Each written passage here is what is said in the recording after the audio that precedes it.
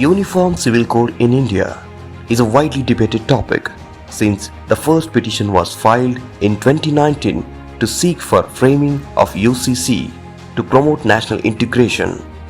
Recently, 22nd Law Commission seeks public views on Uniform Civil Code. UCC is an attempt to create and enforce a personal law in India that applies equally to all the citizens regardless of religion, gender and affiliation. Currently in India, the personal laws of the communities are governed by their respective religious texts. India is well known for its unity in diversity. We can see almost all major religions in India. Hinduism is one of the major religions in India. Around 80% of the people in our country following Hinduism.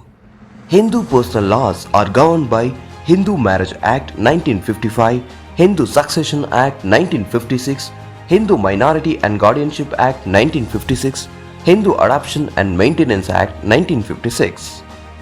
These laws doesn't only apply for Hindus, they also apply for Jains, Buddhists and Sikhs.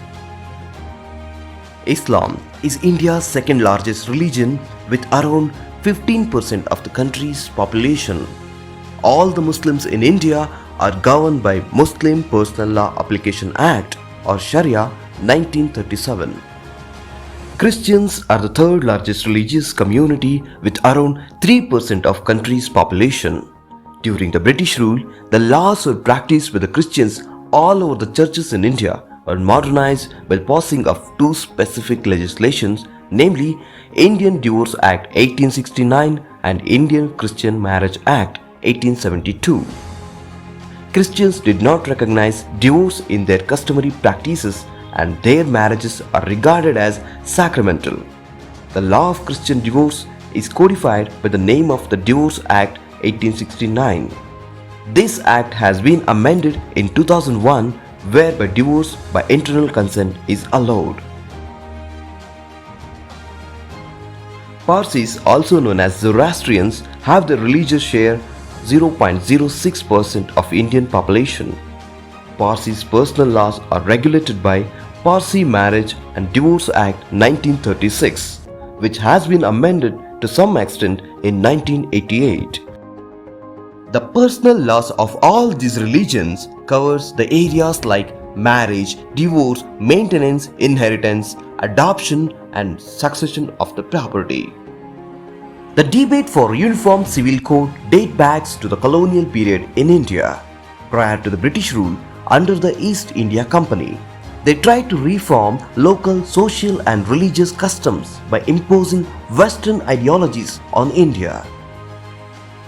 The Lex Loci report of October 1840 stressed the importance of uniformity in codification of Indian law related to crimes and evidences, but it also recommended that personal laws of Hindus and Muslims should be kept outside from such codification.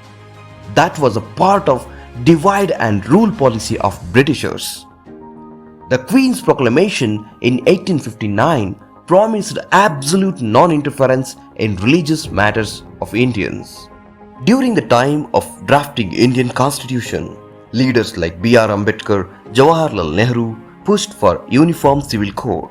They included UCC in DPSP mainly due to opposition from religious fundamentalists.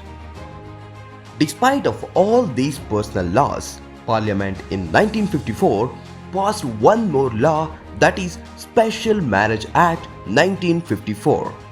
This provides for marriages outside of any religious personal laws. Uniform Civil Code has been placed in Part 4 of our Constitution. Article 44 of Directive Principle of State Policy states that the state shall endeavour to secure for the citizen a uniform civil code throughout India.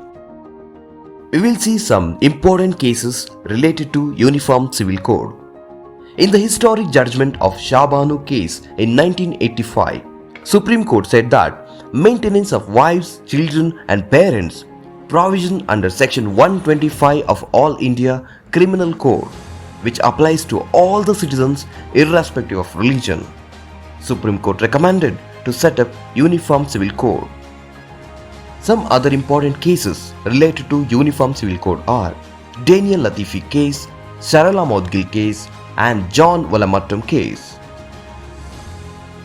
Currently, Goa is the only Indian state which have Uniform Civil Code in the form of Common Family Law. Portuguese Civil Code, which was introduced in 19th century, remains in force till today. After all, UCC has its own pros and cons. Firstly, we'll see the benefits of Uniform Civil Code. UCC supports national integration. It provides gender equality. It provides equal status to all the citizens. And it also helps to the judges to give judgments because currently they have to refer so many resources. And Uniform Civil Code also has some challenges. UCC looks like government interference in personal freedom. It may be threat to communal harmony. And Uniform Civil Code is very difficult due to India's high diversity.